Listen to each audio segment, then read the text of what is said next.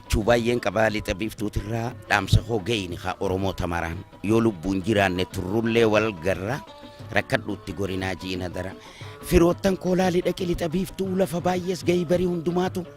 jimma eluu abbaa booraa wallaggaa amma asoosaatti hunduman nama qixaanaatti midhaamsaa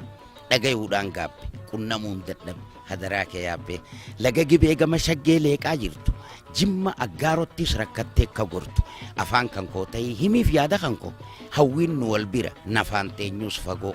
fageenyi nu niru gaarri garaan muru wal qunnamne garuu karrayyuu jalqabii shawaa waliin ga'e gama wallootis gori khamiseen fullay mormor gama cee Goojjam keessa bakka qubsuma Oromootii jechuudha mormor gama cee bay waan baratti laga abbayyaatee mormor gama cee bay waan baratti wallagga horroodha amma asoosaatti qabsaa'ota maqi hawwii waliin tuqi imimmaan koo haqiiqeetti gadhiise